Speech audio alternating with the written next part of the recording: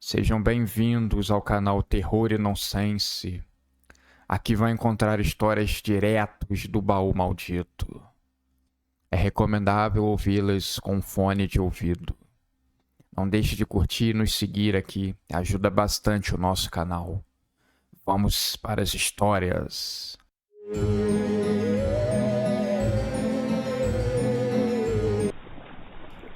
Meu pai nem tinha esquentado ainda na sua sepultura, quando começaram rumores de traição. Hoje à noite seria a minha coroação de rei. Eu ainda sou novo. Passei agora dos meus 18 anos. Não casei ainda. Achava que poderia escolher com calma minha noiva. Talvez tenha sido um grande erro. Desde criança, meu pai me ensinara a não confiar muito nos seus conselheiros. Faziam parte desse grupo Sir Harold, que era o chefe do exército e protetor do rei. Alcebíades, um influente conselheiro que tinha ouvidos em todos os cantos, astuto, sempre prevendo o que aconteceria vários passos à frente. E Baltazar, um nome esquisito, mas que tinha influência na parte financeira. Conhecia caminhos de obter dinheiro e vivia emprestando a coroa. Falavam que ele era dono de diversos negócios sombrios. Fora que eu não poderia confiar a minha vida aos cozinheiros, camareiras, filhos de nobres. Todos poderiam ser potencialmente meus inimigos. Um dia, eu estava dormindo, quando uma camareira entrou no quarto correndo. "Acorde, meu rei. Eu escutei sem querer que estão tramando a sua morte. Você está correndo perigo." Na hora, pensei que fosse alguma armadilha, uma intriga do inimigo, e queria chamar o Sir Harold, mas ela me persuadiu que não, que ele também fazia parte do inimigo. Ela me disse também que, como eu ainda não havia me casado, não teria herdeiros. O reino ficaria ao cargo dos conselheiros, até que decidissem um novo rei. Claro que poderia acontecer uma enorme guerra pelo trono, mas isso seria uma calamidade. Peguei minhas coisas rapidamente, minha espada, e caminhei pelas paredes, de forma muito sorrateira. Estava com medo. Minha testa pingava suor. Estava com o coração quase saindo pela boca. Precisava me acalmar. Certa vez, meu pai me ensinou sobre uma saída secreta do castelo, que passava pelo calabouço que estava há muito tempo desativado. Eu agora estava tentando lembrar. Passei por alguns funcionários do castelo, cumprimentei fingindo estar bem, tentando parecer normal para não chamar atenção. E fui em busca da pequena sala, onde tinha alavanca. Parece que só meu pai e o construtor da passagem secreta sabiam da sua existência. Escutei o grito de uma mulher. Esperava que não fosse da camareira, de nome Júlia, que salvou a minha vida. Ela esperneava pela vida. Ouvi uns grunhidos. Parecia que alguém descobriu que ela me avisou a tempo. Agora está se vingando dela. Tratei de correr. Nessa corrida desabalada, a porta parecia ter brilhado para mim. Era uma porta estreita, com um símbolo em cima. Anunciava que era um pequeno lavabo. Entrei. Sabia que ao lado do buraco de fazer as necessidades, havia uma pedra solta. Retirei sem muitas dificuldades. Rapidamente puxei a alavanca. Uma pequena porta se abriu. Me arrastei por ela. Na época, eu não tinha entrado na passagem secreta. Meu pai só me mostrou ela, que poderia ser usada somente em caso de emergência.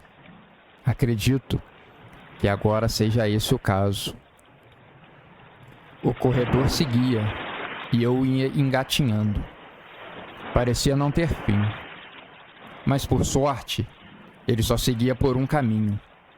Não cortava para lugar nenhum. Bastava eu seguir sempre em frente. Quando eu já estava um pouco cansado, eu cheguei no seu final. Não tinha mais para onde ir. O caminho terminava fechado à frente. Pela fresta, eu percebi que era o calabouço, pois vi a parte de cima das grades de ferro. Tentei empurrar as pedras à frente e nada. Comecei a procurar ao redor. Do meu lado esquerdo, achei uma pedra falsa. A retirei. Tinha outra alavanca. Puxei.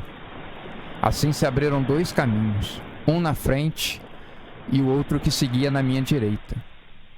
Quando virei o corpo para seguir pela direita, escutei uma voz fraca e potente falando: "Espere!" Quando olhei no calabouço, um homem muito magro, já parecendo quase uma caveira, estava ali dentro da cela, sentado no chão, visivelmente muito fraco. Entrei no calabouço. Ele se apresentou e começou a contar a sua história. Ele havia sido um mago poderoso no reino, destruído exércitos, aconselhado os reis por muito tempo, gozava de prestígio e era temido por todo mundo. Mas acontece que as coisas não duram para sempre, nem o reinado e nem o período de glória. Em uma famosa batalha, ele tinha caído na armadilha do inimigo e se encantado com uma jovem. Nessa sua distração, ele deixou de proteger o filho do rei, o herdeiro da coroa, a pessoa mais amada e adorada de todo o reino. Ele acabou caindo com uma flechada no peito, que facilmente ele poderia ter protegido e evitado. O rei, vermelho de raiva, o confinou nesse calabouço e mandou que trancassem e que esquecessem que esse lugar existia. O prisioneiro estava ali há mais de 100 anos.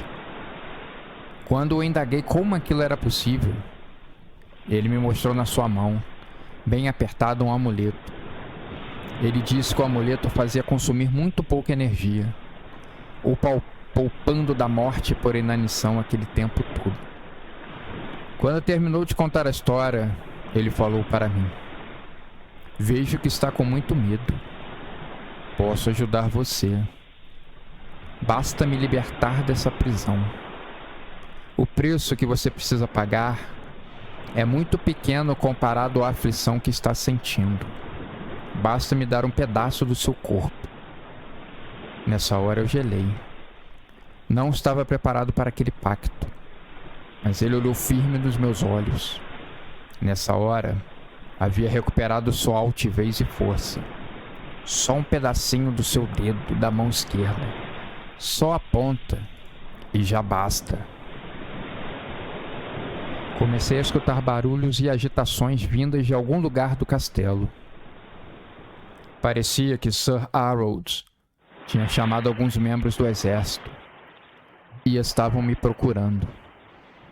Sabia que meus segundos estavam contados. Sem pensar muito, cortei a ponta do meu dedo e a entreguei ao mago.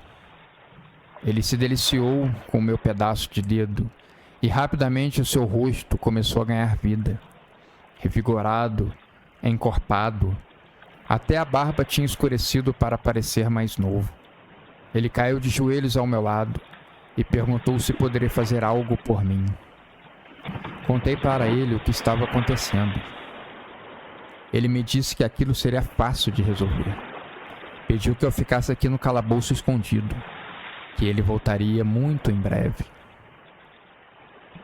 Esperei ele voltar por 2 dias. Minha boca estava completamente seca e minha barriga roncando de fome. Mas o mago, como prometido, apareceu uma noite. Carregava uma bolsa enorme. Ele abriu essa bolsa na minha frente e me mostrou a cabeça de todos os meus algozes. Depois, ele me conduziu até o trono. Disse que na noite seguinte eu seria coroado rei. Os inimigos estavam mortos e agora só me restavam os aliados. A camareira, que havia me ajudado, estava viva, um pouco machucada. Mas depois que fui coroado rei, arranjei um lugar para ela no meu pequeno conselho, junto com o mago, o novo comandante do exército e um comerciante muito astuto com dinheiro. Meu pequeno conselho estava montado. Agora era reinar por muitos e muitos anos.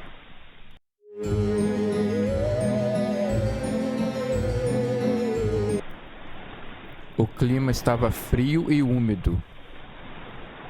Uma névoa densa descia dos céus. O silêncio das ruas só era quebrado com o miado de algum gato perdido e com frio. Um homem, que parecia estar bêbado, caminhava trôpego pela rua. Estava sozinho.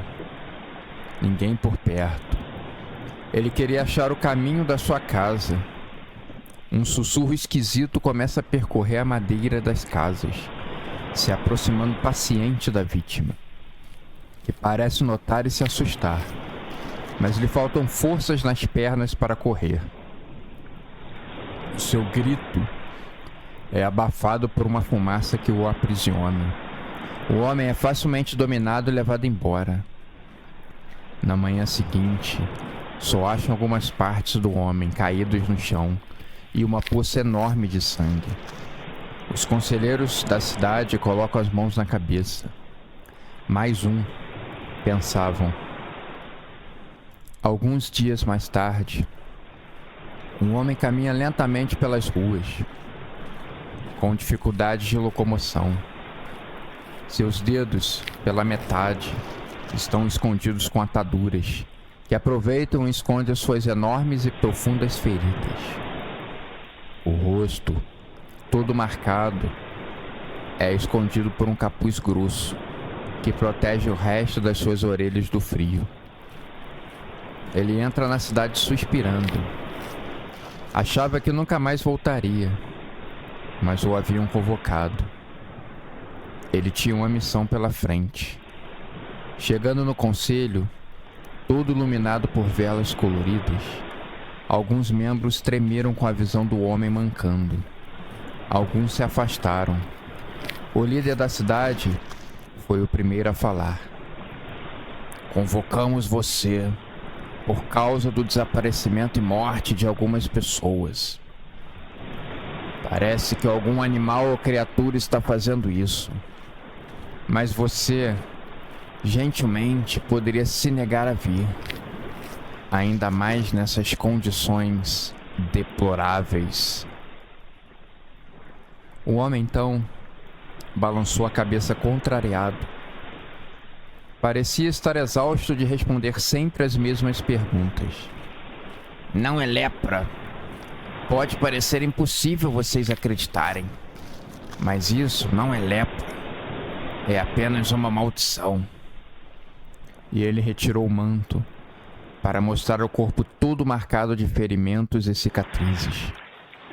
Foi infectado por uma criatura nefasta, abolida dos livros e do mundo, mas que de alguma forma está viva. Conseguiu voltar ao mundo dos vivos. Já a confrontei 2 vezes. Perdi em ambas. Agora, parece que estou indo enfrentá-la pela 3ª vez. Mas agora, eu tenho um trunfo. Ele sabia que o crucifixo não o ajudaria nessa missão. As pessoas na cidade estavam desesperadas. Algumas já tinham pego as suas coisas e ido para cidades vizinhas. O perigo do monstro atacar a qualquer hora do dia assustava as pessoas. Onde antes havia paz, agora parece só haver sofrimento. O homem, que havia sido um excelente guerreiro no seu auge, aprendeu na igreja toda a arte de combater o maligno.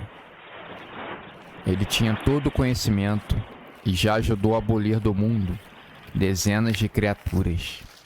Mas essa o desafiava. Essa o tirava o sono. Essa o deixou doente e à beira da morte. Seria o seu último encontro com a criatura. Ele precisava expelir esse mal. Mas agora, ele já sabia o que fazer. 2 derrotas o ensinaram o caminho da vitória. Várias pessoas estavam montando guarda de noite, todas escondidas. Colocaram um homem para vagar a esmo pelas ruas. Uma isca para atrair a atenção da criatura. O leproso estava lembrando dos 2 encontros anteriores.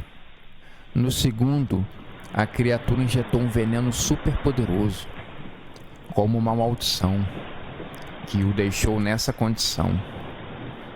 Ele sabe que não existe um antídoto e que vai morrer muito em breve. Mas ele só quer se vingar para poder deixar essa vida em paz. Gritos são ouvidos pelas ruas. Não era a isca que está gritando. É uma mulher. Em algum lugar por ali perto. Está sendo arrastado. Um dos guardas dá o alerta e aponta a direção de onde a criatura está atacando. O leproso foi escoltado por 2 guardas, tentando andar o mais rápido que podia. Quando chegaram ao local, a criatura estava terminando seu banquete. Vísceras e partes humanas estavam espalhadas por todas as partes. Ela não se intimidou estando cercada por inimigos. Quando ela fez menção em pular nos guardas para começar o seu extermínio, o leproso gritou: "Pare com isso!" E levantou o seu capuz, mostrando seu rosto marcado para a criatura, que não teve dificuldades em reconhecê-lo. Esse seria o 3º encontro.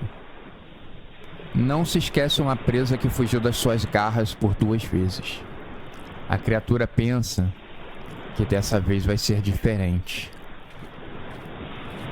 A criatura afiava as suas garras no chão. Quando o leproso retirou de um saco um pequeno órgão que bombeava. Quando a criatura olhou aquilo, pareceu entender que estava em perigo. O leproso ensaiou um sorriso, mesmo faltando várias partes do seu lábio. A criatura pulou em cima dele. Mas antes que ela chegasse, com um punhal super afiado, ele acertou o órgão. A criatura caiu no chão, se contorcendo de dor, guinchando.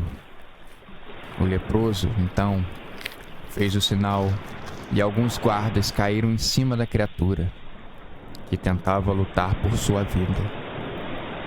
O leproso rapidamente fez um encantamento, fazendo desenhos no chão e salpicando a criatura com diversos tipos de pós diferentes.